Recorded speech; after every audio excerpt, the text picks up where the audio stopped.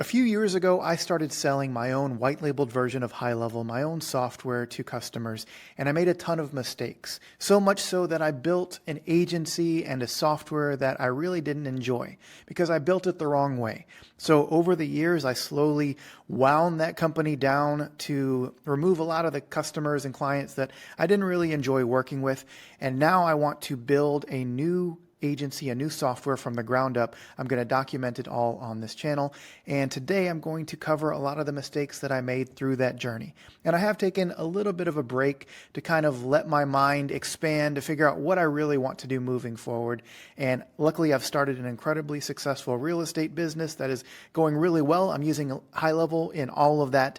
And I'm using a lot of the AI automations that I'll be talking about on the channel today and through the next few months to show you kind of what I'm doing behind the scenes, not only to grow my agency, but also to grow my other businesses as well. So let's get into a few of the mistakes that I made when I first started selling HighLevel. And before you freak out, I don't have a $1,000 course or a mastermind or anything to sell you on this video. In fact, I'll give you my entire free course on how to set all of this up. All you have to do is hit the like button and leave a comment down below, and I'll personally respond to you with a link to that free training. It's entirely free. It's like 3 hours of me and my partner Wanetah walking you through step by step how to set this thing up. So hit the like button, leave a comment down below, and you'll get all of that. So let's get into this. So the first big mistake that I made is that I led with software instead of solutions. Now, if you're new to this, that may seem like the same thing, but I promise you it's not. And it took me a long time to get this through my head. I'll probably still make some mistakes with this, but I am quite techie. I love new technology. I love all the new bells and whistles and things that come out to help automate a lot of the process of the businesses that I run. And I made the mistake of conveying that excitement about those new tech bells and whistles to business owners that really didn't care about that. All the business owner really wanted was a solution to their problem. So they don't need to know about all the automations that everything does, and this relays the message to this, and then this turns over and chats it back to that. They don't care about that.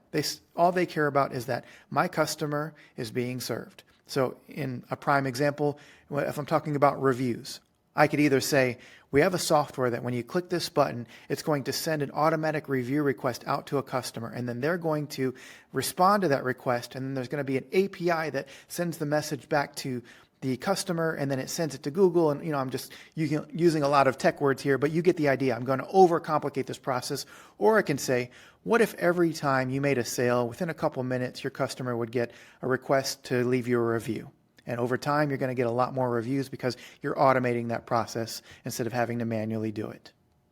Sounds pretty reasonable to me. You can charge a couple $100 a month for that service, and a business owner that sees the value in getting more reviews is going to jump all over that. You can do it over and over and over again. So keep your messaging very simple, but most importantly, phrase your messaging into the solution, the end goal. I think Alex Ramosi says, sell the vacation, not the what it takes to get there. So you're not going to sell I have to go online, I have to pick out a flight and figure out what times I'm going to go, and then figure out if I should do a carry-on bag. All I want to do is sell the vacation, what it's going to be like when you get to Hawaii. Okay, so I probably butchered that a bit, but that's the idea. Next, and kind of hand in hand with this, is I didn't clearly define my offer. So as I told you, I was offering every single feature that HighLevel had under the sun, and anything new that would come out was my new feature as well.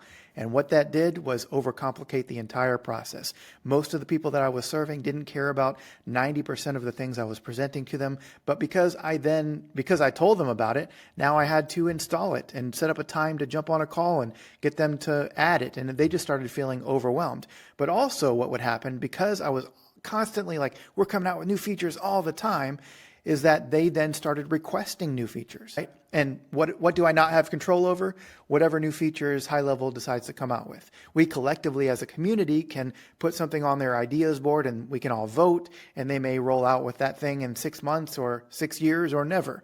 But I kept having to answer these questions about why we didn't do this and why we didn't do that, because I didn't clearly define my offer. And I started kind of becoming a very low paid employee, because if they needed a new logo, if they needed me to connect something for them, if they needed me to write some emails for them, I would do all this stuff for the $97 a month or whatever I was charging at the beginning.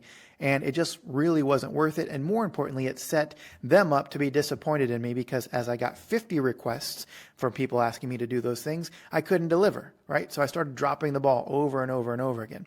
So I want to, as I move forward, clearly define what I'm offering, and I'm only going to offer that thing. If something brand new comes out, it's going to be a big, well thought out decision if I'm going to roll out this new feature and what that entails and what exactly that is going to be delivered to the customer. Number 3 is I undercharged like crazy.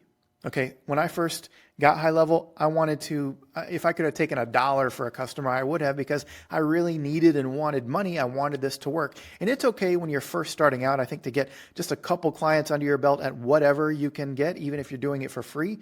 But once you get comfortable with what you're going to offer, I recommend that you start charging what you're worth. There are companies doing just a few features. There's a company called Bird Eye I've talked about several times on the channel. They offer like a handful of features and they charge $300, $400, $500 a month, sometimes more, and they're just solving very simple solutions. So we have a very powerful software that we can offer people, and we can charge accordingly. So I recommend charging $300 a month, $500 a month for your packages as you start putting them together.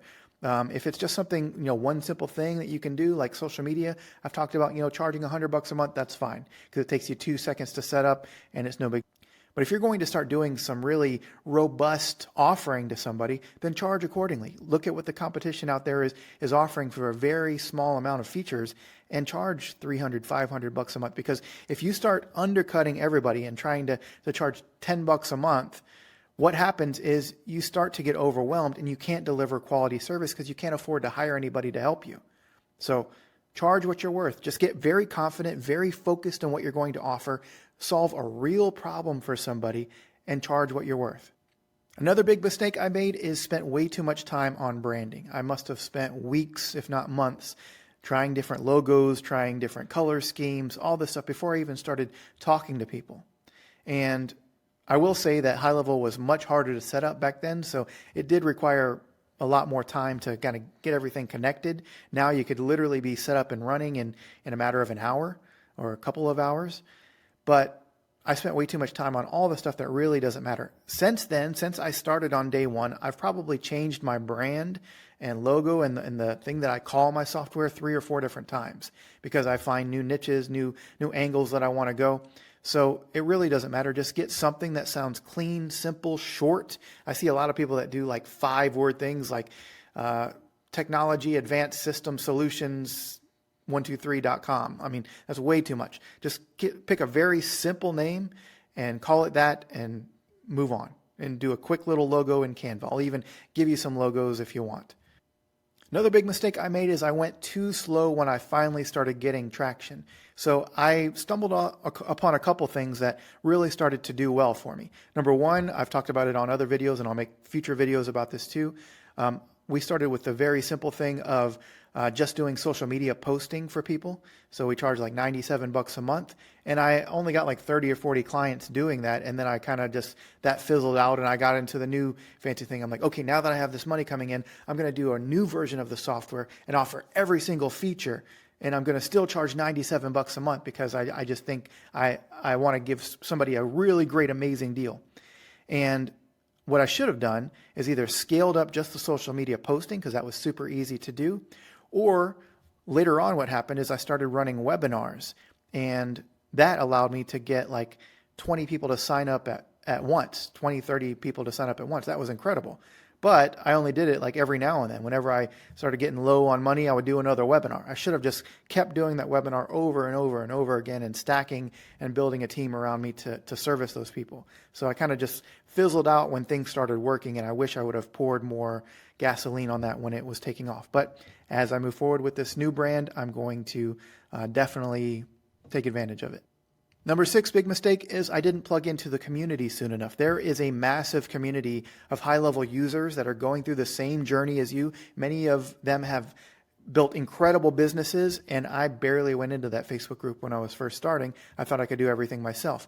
Now there's probably 10 times more people in the group, and it's just so robust and such wealth of information of people. And people that sign up for the software using our link gets a part of our community. So you can just plug into those communities even faster to get the answers that you need and get off and running.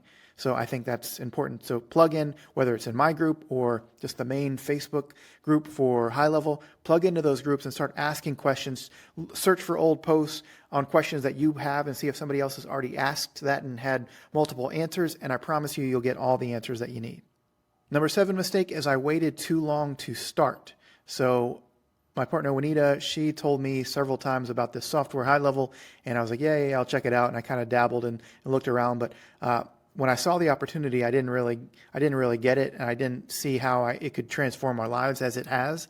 So I waited probably 6 months, maybe a year before I actually jumped on it. I would be so far beyond where I am right now if I would have just listened to her at the beginning and started this thing. So if you have been watching videos of mine or other people for longer than a few months, and this is just something that speaks to you saying, I should be doing this, then just start. It's a free 30-day trial. If you click the link down below, there'll be a link. Free 30-day trial to try this thing out. If it's not for you or you don't quite get the traction you were looking for, then cancel your account, do another one. It's fine. But you got to start, and the only way to really see if it's for you is to actually try it. Number 8, this is a major mistake that I made, is I didn't understand churn until it actually hit me. I spent, and we needed it when we first started. I needed every dollar that we were bringing in, so I don't fully fault myself, but I didn't really run this like a business with, the profits that are coming in have to be saved and conserved in case you have something that we experience, which is churn. And churn comes in a couple different ways. Sometimes it's just a customer that finds a different solution, or they get out of their own business, they're shifting directions themselves. Or what happened was we got some people that kind of, for lack of a better term, scammed us. We got some big chunk payments where I got several $1,000s from a couple people. We had a major month, and I was like, oh, this is amazing. And so we put some of that money in our personal account and did a little trip, kind of a celebratory trip. And we got 3 large chargebacks that hit us in 1 week. And we had already spent that money. So it was just very dicey for a little while. I remember there was a time, and I'll just be a little vulnerable with you guys. I was literally, when I saw these, it happened within a couple days, back to back to back. I was like, what is happening? And I just sat on the bed and I was in tears, crying because I didn't know what to do. We had already spent the money, and I was foolish and didn't really operate the business as I should have back then. And so I was stuck. And so we went kind of negative in our Stripe account for a little while. And it was dicey where, I don't know if you have experienced this, if you've ever used Stripe before, but if you have a negative balance, they just pull that out of your bank account. And if there's not money in the bank account, then your bank account goes negative. So they're not going to wait around until you get the money to replace that. So as you're building this thing up, I promise you it's important to have some reserves. As you're bringing this money in, don't just automatically go and spend it. Learn from my mistakes, and I will not do that again. So thankfully, we've come through the fire. We are out on the other end, and it has been the best decision of my life to do this because it has transformed our lives. I have such relaxing and peaceful life right now, and now I can open my mind to what do I really want to do. But it was very hard in the early days. Not necessarily hard to get customers and stuff like that. That has its challenges and things you need to learn, but just not really knowing how to operate a business. And still there's a lot to learn with taxes and how to structure things and all that stuff as you grow. But in the early days, I just thought whatever money I made it's like, working a restaurant or whatever. If I make a couple $100 with tips and all that stuff, then that's my money and I can go spend it however I want. If I need to pay rent or whatever, I can spend it. But as a business owner, when money comes in, it's not always necessarily your money. Sometimes people will suck that thing right back out of your account. So just know that going in, that can happen, and be mindful of it. But overall, it's an incredible decision. I recommend you do it. Okay, so my advice to myself and also to you, again, if you've been watching these types of videos for a while, is start right now. So if you have been dabbling or just thinking about this for months, just start. Get a free 30-day trial and see if it's for you. And if it's not, no problem. You didn't really spend much. You might spend a couple bucks on a domain or whatever, just kind of testing some things out, but it is an incredibly lucrative business that you can start if you choose to, and it's one of the easiest ways to build a business from literally nothing. Also, keep it stupid simple. I promise you, there are so many bells and whistles, especially now, that you can do with HighLevel, but I urge you to start this thing very simply.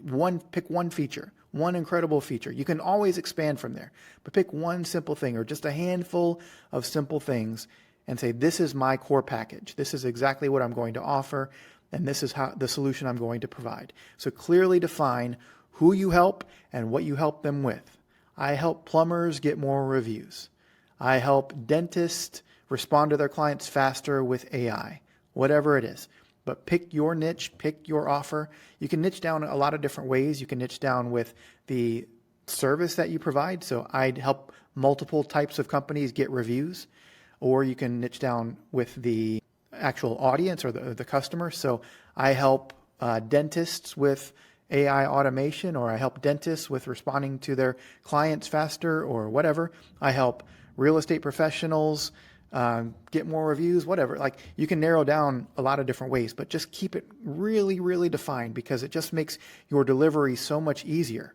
You might think you're limiting yourself, and that was a thing that I struggled with a lot too. If I say no to dentists, well, if I come across a dentist that needs one of these services, what am I going to do? Well, if a dentist comes to me, and then the next day a plumber comes to me, and the next day a roofer comes to me, that's 3 different types of scenarios I have to set up for. A dentist gets walk-in traffic, so they need different solutions than a roofer that's going to go out to somebody's house and do a roof. So not to say you can't expand to this. There are successful companies using HighLevel and servicing multiple different niches, but it's something that takes a lot of business savvy to navigate those niches, versus if I was just servicing real estate investors, for example, and I only help real estate investors get more off-market wholesale deals or off-market motivated sellers. I know exactly who I'm going after. I know exactly what I'm delivering to them, and I know what language they're going to respond to, and I can test those things over and over and over again. So it just helps when you're first starting out to define your messaging, define who you're offering it to, and clearly deliver something very simply to those people over and over and over again. The goal is to build something once and sell it multiple times over and over and over again. Don't be afraid to charge more. So you're going to see a lot of ads popping up, people offering HighLevel for $27, $37. The truth is, there is a minimum pricing that most people should stick to, which is $97 a month for the core features of HighLevel. But there are ways to work around that if you're not publicly advertising it. I highly recommend, unless you're just doing a very simple service like the social media posting tool for $37 a month or something, that makes sense. But if you're going to start adding multiple features, then charge what you're worth. Even if you get less clients, but you charge more per client, then you're going to be in a much better position, because they will pay it, and they should pay it. It's delivering an incredible result for them. Even if they're paying you $300 a month, $500 a month, but you are delivering a solution that can bring them in another $10,000, $20,000, $30,000, $50,000 a month, that's money well spent. So just become a solution provider. Make sure that you spend most of your time figuring out what the solution is that you're going to offer them and how you can make that solution better and better and better. Okay? So if you want a free 30-day trial to HighLevel just to see if this is for you, and get free access to our community, get constant training on what we're doing, and a ton of other websites and landing pages and things that will help you run this thing successfully, go to ghlfree.com. There'll be a link down below. And other than that, I'll see you on the next video.